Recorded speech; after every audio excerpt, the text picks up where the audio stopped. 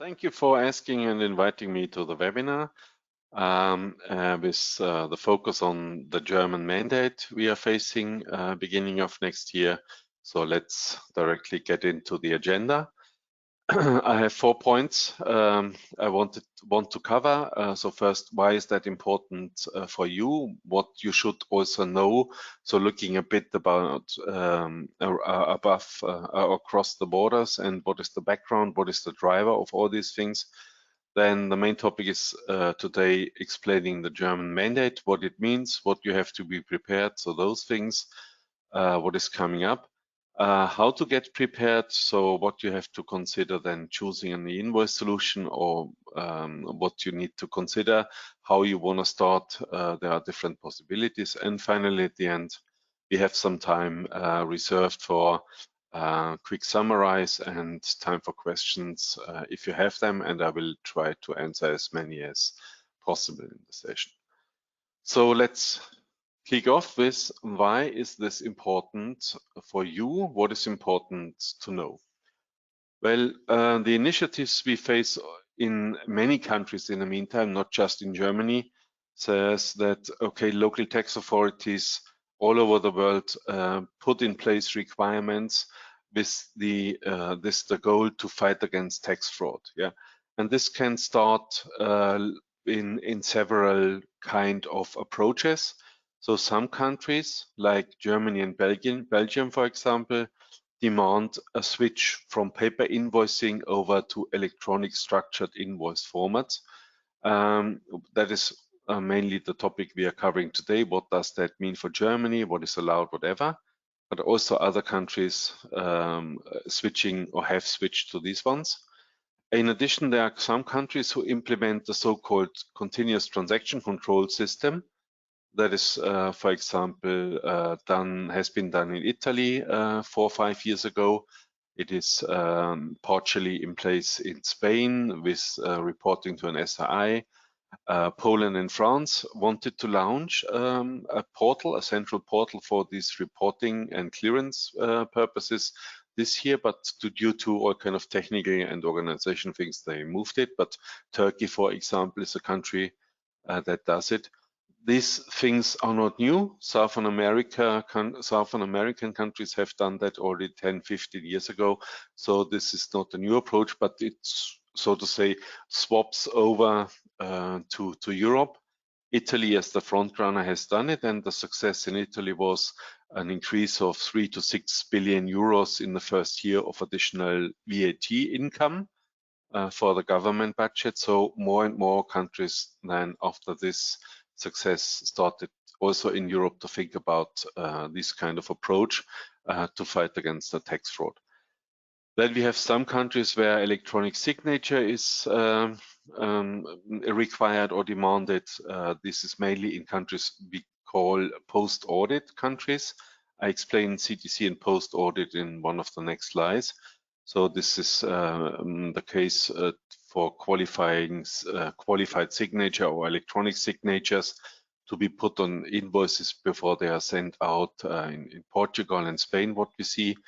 And there can also be a clearance component as part of the solution. That is what we saw in Italy, what is expected to come also in the Polish mandate, that before you send the invoice over to the receiver, it has to be sent to a tax authorities portal.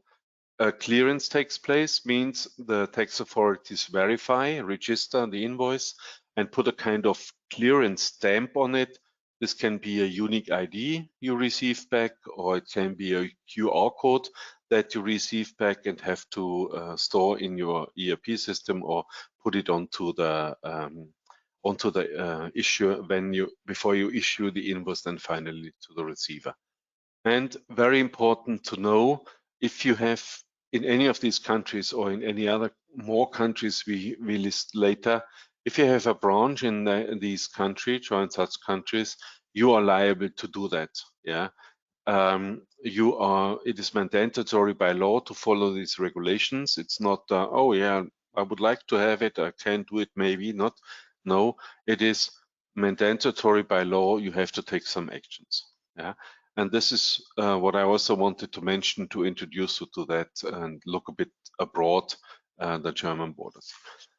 Then let me explain the two terms, post-audit versus CTC.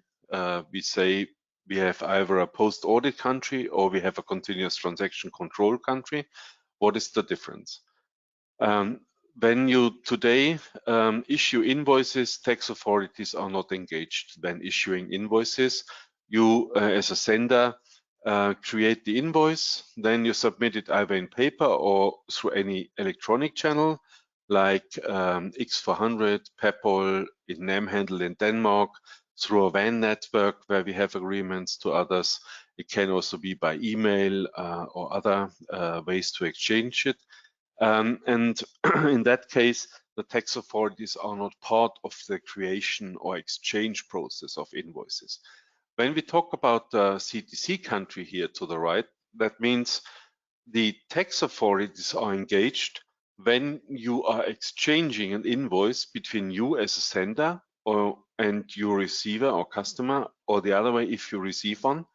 This means every invoice is anyhow seen, stored, verified, archived by a clearance central exchange tax authorities portal. Yeah, there are different models in place that are used: clearance, central exchange, real-time reporting models, but that goes too deep into explanation and will take too much time. But the message is that as soon as you have a continuous transaction control country and the mandate in these countries, then tax authorities are part of the issuance and receivance process when invoices are exchanged. Yeah, and that will increase the number of countries where CTC mandate will be put in place is increases. We see that I showed some examples earlier with the flags.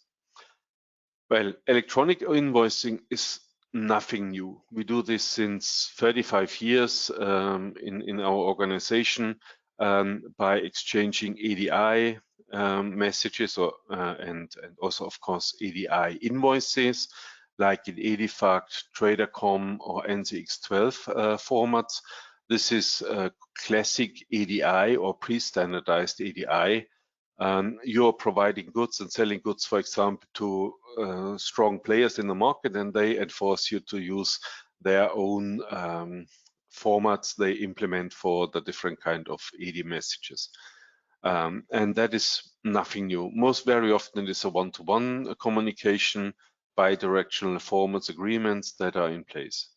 Then we have some initiatives around 10-15 years ago, as the EU supported the PayPal initiative to find a standardized way of exchanging electronic invoices and also other message types through the PayPal network. So what they have done is they created a set of messages for procurement online. There are standardized formats that can be used. The network is, so to say, protected, secured. If you want to be a PayPal access point to send and receive messages, then you need to be accredited and certified by the PayPal authorities. So the first step towards being more efficient and putting something in a standardized invoicing took place over the last 10-15 years. Frontrunners in that area are mainly the countries in the Nordic, but PayPal is not any longer more or less a European topic. It is also used in all over the globe, like countries like Singapore, Japan, Australia, Malaysia put things in place to standardize the invoice exchange. And the next level we have now is what we see in the German mandate with the B2B, mandatory electronic structured invoice, that the government says, hey, if a company in Germany sends an invoice to another company in Germany, they have to use a format that is allowed. No other ones that are not allowed are not possible anymore. That is also not new. We had some years ago the mandates in all EU countries where invoices to government authorities had to be sent in electronic structured invoice. There was an initiative by the EU in 2014 where then format was developed by the CEN, the European Norming Institute, and that was then implemented with country-specific extensions in all EU countries in the last years. And finally, we come to the right side, that is e-invoice compliance, how we call it. It's all defined, it requires formats, and the exchange is regulated. The tax authorities are engaged with the CTC, so that continuous transaction control portals that they put up to have an eye and watch what is going to happen in invoice exchange, which VAT payments do we have to expect the following months, and those ones. So continuous transaction control means really the tax authorities control each invoice or have a copy of each invoice, then you are issuing it. Yeah, that is the future we are expecting to have in more and more countries in the future. And today, or until now, I only talked about country-specific mandates that are in place or will come sooner or later. Also, the mandatory invoice in Germany, but there's also an initiative by the European Commission. It's called VIDA. VIDA stands for VAT in the Digital Age. And what the European Commission wants to achieve is to fight against tax fraud when cross-border businesses or cross-border invoices are exchanged. So there are plans that was really actually discussed also in the European Council this week, the ECOFIN meeting that took place in the last days, where they moved a large step forward to implement also regulations for invoices that go inter-community wise in the EU, but are cross borders. So the plans are to set up a central EU database where all these cross-border invoices will have to be registered in or reported to. And that means finally also that every member state more or less has also to take actions, then these regulations will take effect. But just to explain a bit around how the German mandate is embedded, I thought it would be useful for you to look a bit across the borders of Germany and understand the initiatives, the background, and the drivers for all these things. Let's focus now on full details about the German domestic B2B E-invoice mandate that starts 1st of January 2025. What is not so far away, we already have May, so it's only 7 months left to get prepared for this.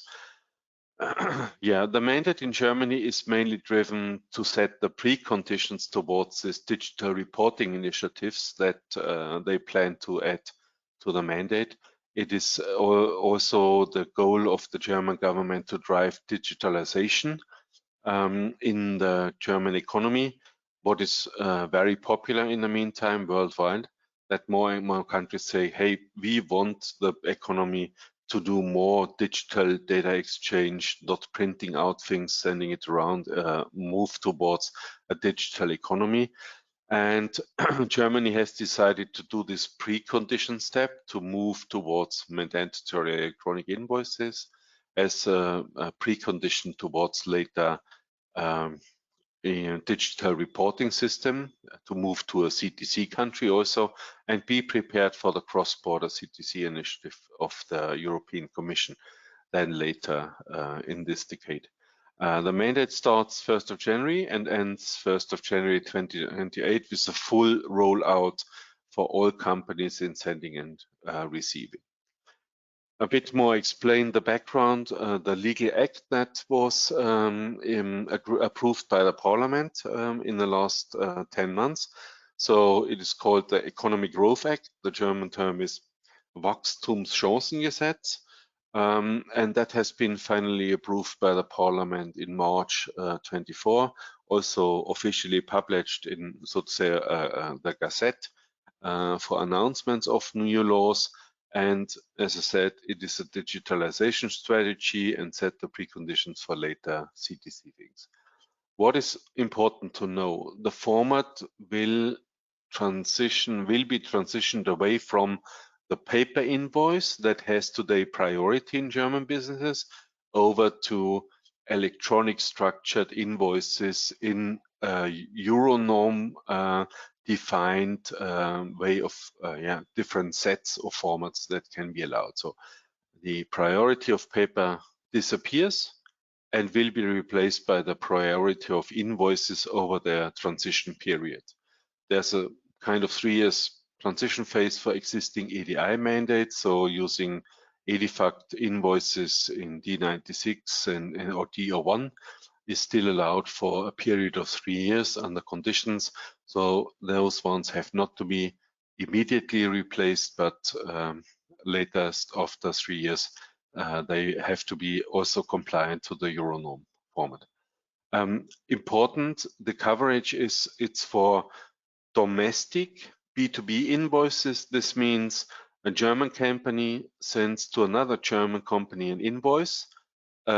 It's not for then you are issuing from your German subsidiary an invoice to outside Germany or receive an foreign invoice in your German company. So that is not covered. That's a bit different to what they do in Italy and other countries, that you also have to register those ones. The mandate at the moment says it's only for domestic invoices in B2B. So also consumer invoices are not affected. Yeah, and government invoices, so invoices to government authorities, there we already have a mandate since 4 or 5 years in place already with the X-Rechnungsformat and several portals. Unfortunately, the transmission is not regulated in the Act. Well, I say unfortunately because it would have been maybe nice to say, well, use this kind of communication channel to make it easier for companies, but the part of the government said, okay, no, we don't want to regulate this. We want to leave it open. The two trading partners, sender and receiver of invoices, shall agree on which way the invoice shall be exchanged then in the future in an electronic way. Well, the other experts in the German GINA chapter, where I'm in the working group, international, where we discuss these German and other mandates, we agree more or less that say, okay, most likely it will be the easiest way, and email will be heavily used for that. But we have to see if that's the main way or if also FTP is to WAN connections, PayPal or other methods will come into play. And as I already said, digital reporting is not yet part of the initiative, but then the VIDA mandate will come end of this decade, so something between 2028 and 2030, and the regulations will come for cross-border reporting then. These will be added to the German mandate also, and will be see an additional move or requirement for continuous transaction control methods of the tax authorities. Yeah? But that's not defined yet, but on the horizon we see already that with the VIDA initiative that will come. So what is the timeline, the milestone plan for e-invoicing in B2B in Germany? It starts in 2025. The priority for the paper invoices are going to be eliminated. Every company in Germany must accept in the future from that date if another company sends an invoice in the Euro norm format, in this EN 6931 format. You cannot reject it anymore. You cannot go back to the sender and say, hey, forget it, I don't want that electronic thing, I want to have paper. That is not allowed by the law anymore. You have to accept it. Well, you don't have to process it fully automatically, but you have to accept it. If you expect only one invoice in electronic format, you can still do some copy and paste things or do it like you handle paper invoices. But sooner or later, the number will increase, and then it makes sense to start also invoice import processing into your ERP system. From 2027, it will be mandatory for larger businesses to send electronically, and in 28, all companies have to send and receive every invoice domestic in Germany. Just to explain a bit which formats are possible in the future, what it means, what EN 16931 means, I have another slide that explains this later, what is possible. But before we go there, I wanted to explain really in details what is still allowed at what milestone, what is possible, who can reject what. So for example, on 1st of January, every receiver must accept invoices who are aligned to that EN norm. Senders are allowed to send. Paper is still allowed for a certain time, but PDF documents are also allowed, but you need the receiver's consent to send PDF documents. That's not a change in the law. It is also today so that PDF has to be accepted as a format by the receiver. And as I said earlier, the EDI formats have a certain period, but if you have a receiver who does not want to receive EDI formats that are not compliant to the Euro norm, you have to change to an alternative approach. Well, my recommendation on that side is you have to accept receiving in electronic invoices according to the norm by 1st of January.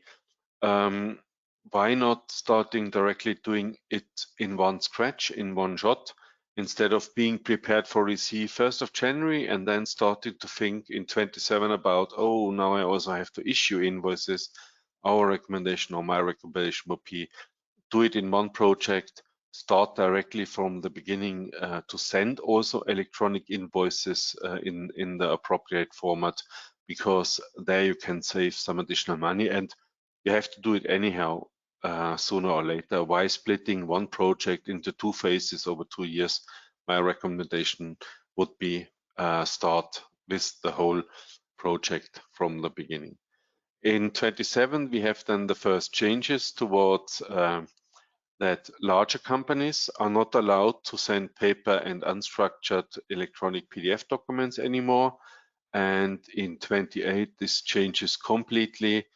In 28, only the Euronorm e-invoice formats are allowed by all sender, and every receiver has to reject them. So latest then, no chance to issue paper invoices, PDF, or non-compliant EN 16931 message types anymore. Yeah, transmission, explaining a bit, said already, well, we believe that email will be the most appropriate way, or most likely the way that is selected by most companies. We as service provider can offer you also all kind of other alternatives, like sending by email, AS2, FTP, through WAN connections, through PayPal. So whatever your trading partners would like to get and have. So we are prepared for all kind of communication channels. And if you decide for our service, then we can help you in all variations. So quickly explaining what Euronorm 16931 format means. So created between 2014 and 2019 to define a EU-wide core invoice with 3 variations in technical implementations.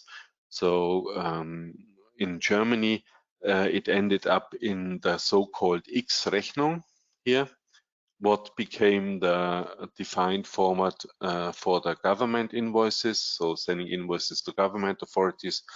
In parallel, there was an initiative that became quite successful and often used. That is the so-called Zugpferd format.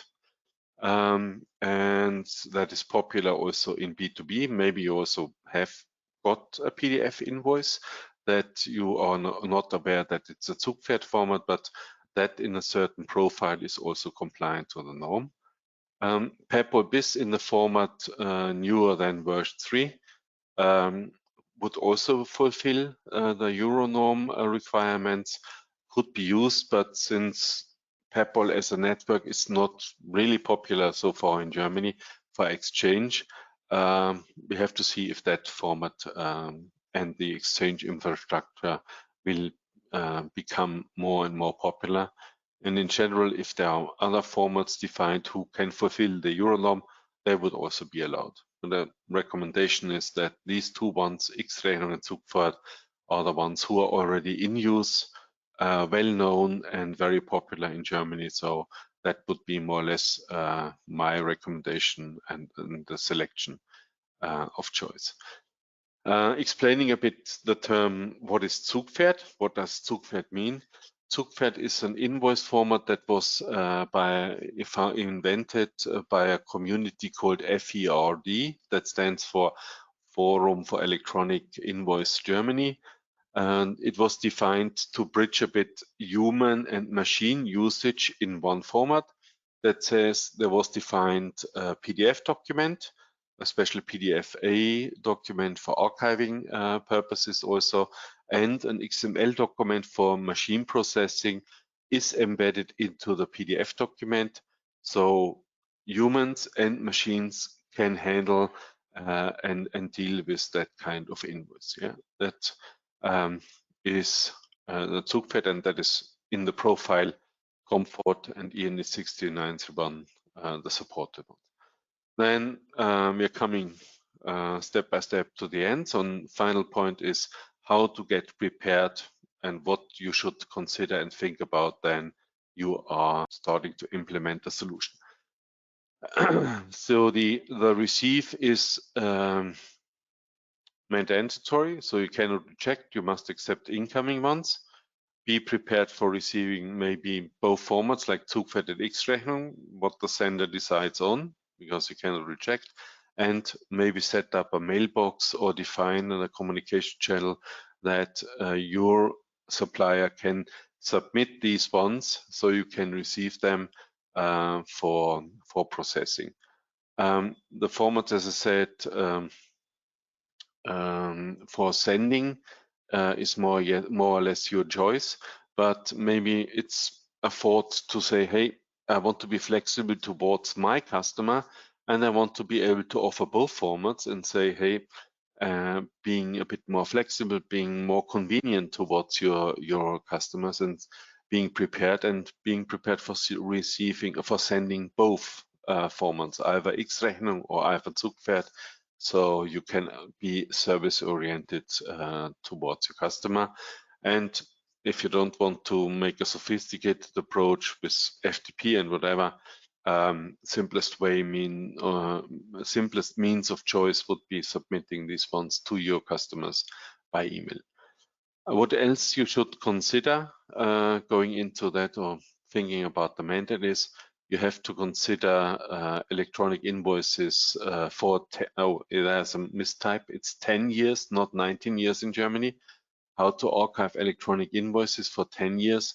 That is what you need to consider. There's not always the need for a fully professional DMS system. There can be alternative ways to do it, but of course that is the most professional approach. And think about adopting your guidelines defined in the GOBD, having a process documentation, and maybe think about how you make XML readable, how you can read it, because XML is a structured technical format and people in accounting are maybe not as happy to work with XML structured invoices. Yeah? So think about how to make it readable by having a creation of a PDF document or a reader tool that it's easier readable for the people in accounting.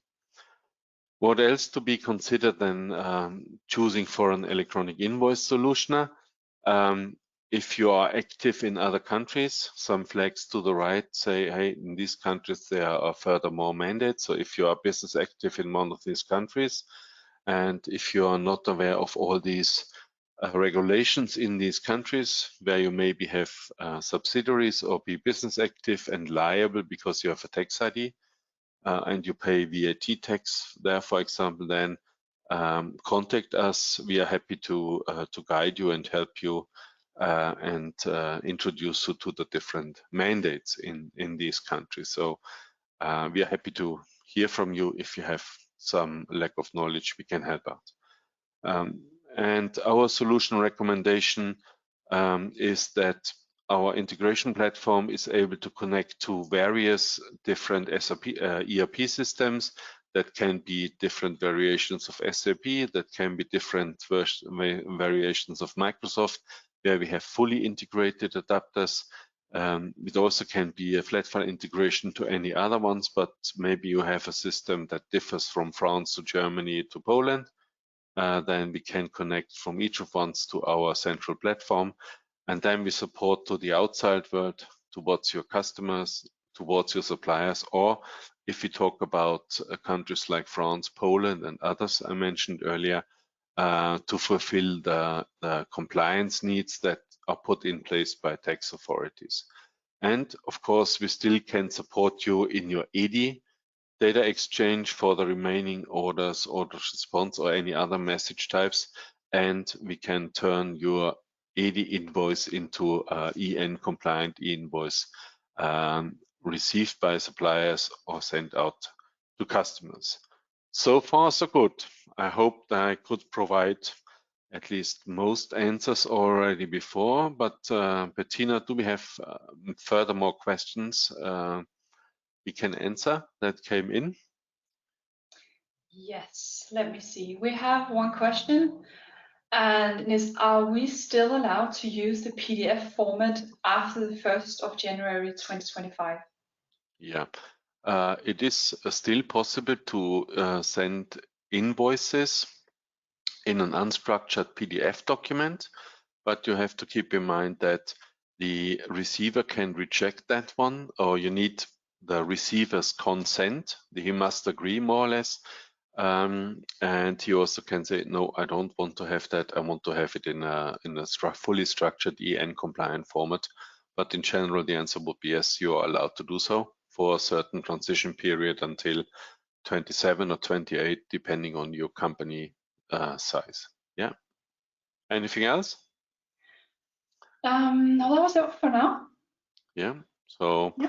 If any future question comes up, get in contact with us, send us an email, call one of our offices.